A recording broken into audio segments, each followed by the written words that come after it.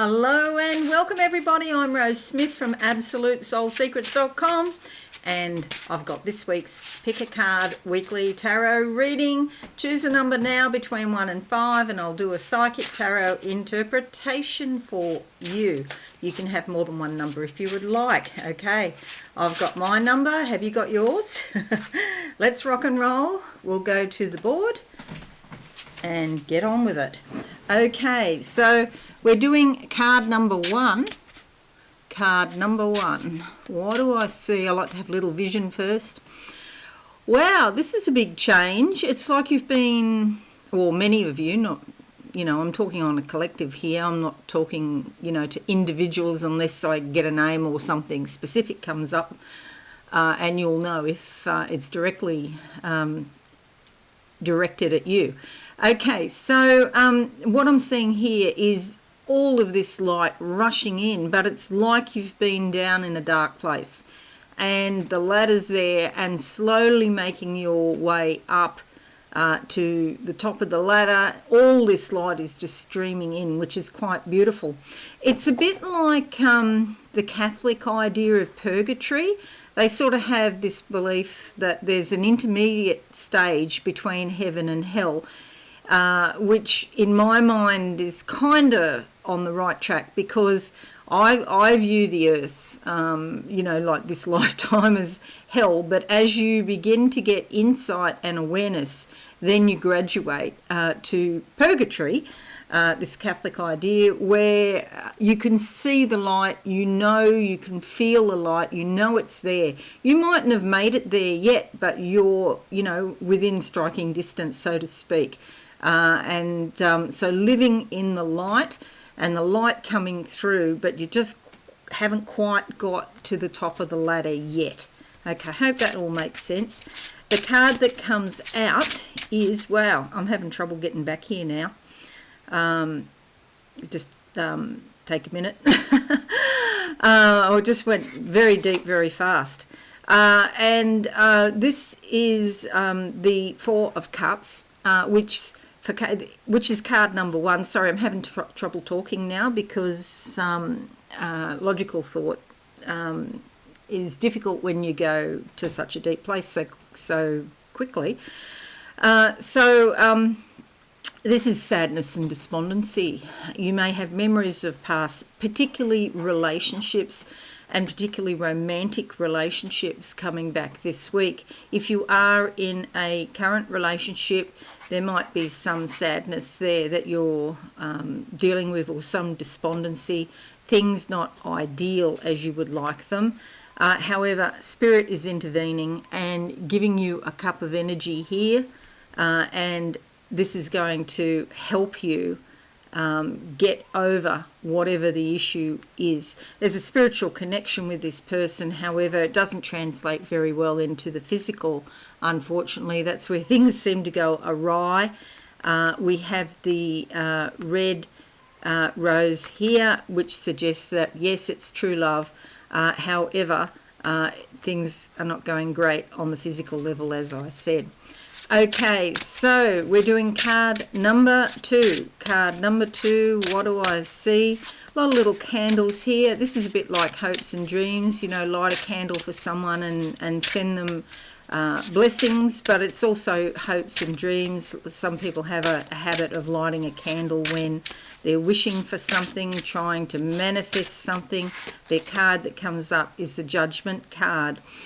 This is obviously about judgment, and often we tend to judge other people, and that's a bad habit. Sometimes I think it's just a habit.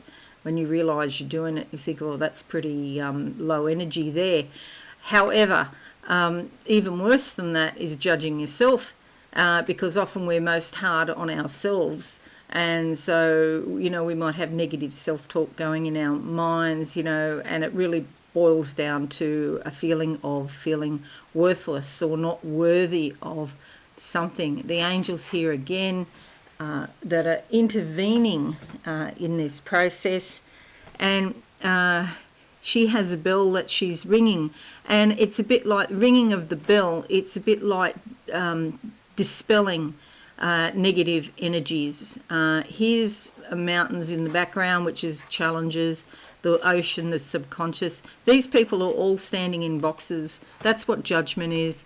It's a fancy name for a box that you put yourself or other people into.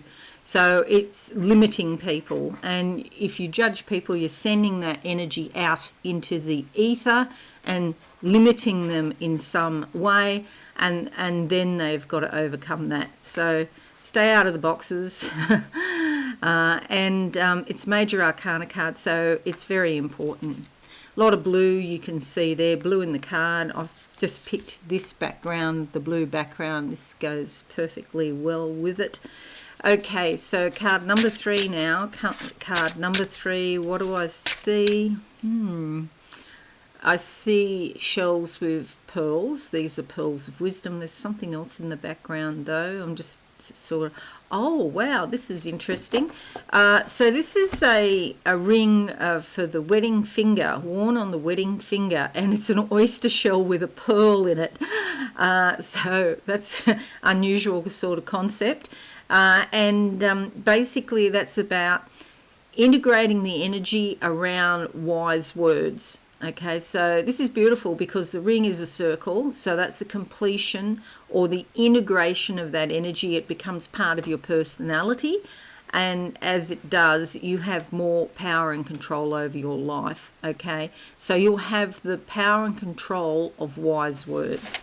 Okay, never seen that before. Ripper. Number 3, and the card that comes up is a Sun card. This also came out this morning on Facebook. This is security, safety, happiness, even intuition and insight. The Sun brings good things. It keeps us alive, the source of all life. So the Sun, you're going to get some brilliant revelation perhaps if you've picked card number 3, and it's a Major Arcana card, so it's not just about this week. This will have flow-on effects for a long time, maybe months, maybe even years. But it is certainly a blessing. Okay. And now we're doing card number 4. Card number 4, what do I see? A lot of steps here to the side, going to the right side. Action steps need to be taken.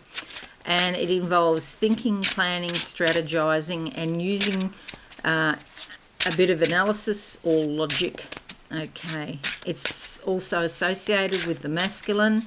It's about doing. It's not so much receptive. It's about being proactive and getting out there, initiating something. The card that comes up is the King of Swords, the masculine. Analytical thinking, that's exactly what this card is about, and this guy is a master of it because he's a king. He's seated on a diamond with a diamond at the back because he's been through heat and pressure to get to the stage where he is now. Now, some people don't like this card because there is a tendency here to be ruthless, although sometimes we do need this energy where we are very logical about something. Okay, so that is necessary. However, the important thing is to run it all through a human heart so that we're not being ruthless, unless we absolutely have to be ruthless. It's better to run everything through a human heart and be kind and empathetic with people. There's a lot of butterflies here. That suggests new life is coming. Okay. King of Swords. Sorry. We've got pollen or something around.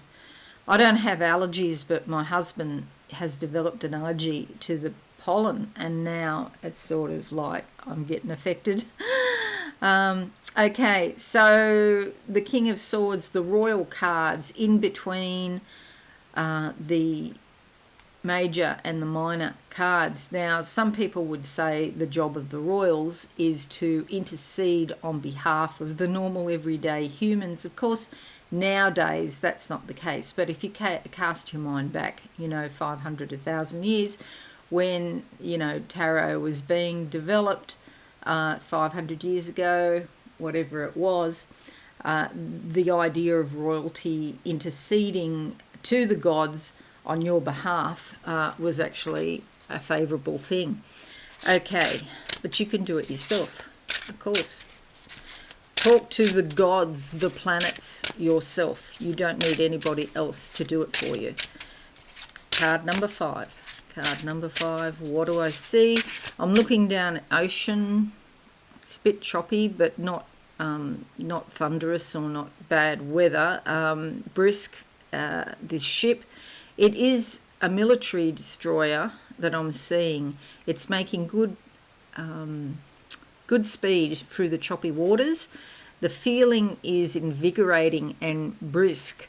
It's like there's a mission, should you choose to accept it, and you may need to break up some squabbles or some fights or arguments, or maybe even intercede on somebody else's behalf who is in a bit of a tight spot. You can help somebody else here. Do be cautious yourself that you don't get involved in any confrontations. The card that comes up is the King of Pentacles, another royal card. Very astute with money and with business. And see all of the grapes here. I was just talking about grapes this morning. I'm going to plant some seedless grapes. I haven't decided what type, but seedless grapes, the green ones, over. I'm putting a new chook run in, and I'm going to grow these grapes over the top. They represent harvest. They represent being financially abundant, okay? And you'll see here that this king energy is dressed in aubergine. There's a lot of insight here, okay? Even though he's dealing with money, that's the earthly stuff, there's also the spiritual stuff going on here, and the intuition. He's really listening to his intuition as he holds on to these pentagrams here. But this is about enjoying your harvest, your labour. Maybe, it might be time to buy something nice, or go on a break. Look at some way that you can, enjoy the labours that you've worked so hard doing, and enjoy your harvest, okay? It's usually somebody who's quite generous. You could meet somebody like this who could give you really good advice, financial advice, or perhaps you can find this energy in yourself. There'll be somebody in your family lineage that will fit the bill here and be able to channel through you the energy that you need to improve your finances. Alrighty, so we've got 2 royals, 2 major arcana card and a minor. Okay, so if you've been watching on Facebook and then you've come over here to YouTube, this suggests that perhaps that the YouTube viewers are going to have a bit more of an important week as far as energies go. It's a bit more significant than the Facebookers, if that makes sense. Okay, thank you so much, everybody. Leave a like and a comment. That would be fabulous. Share on your socials. I would really appreciate that. Mostly and significantly, have a very important, insightful week.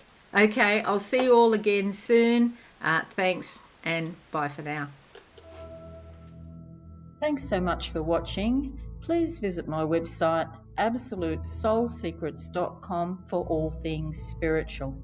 Have a lovely day.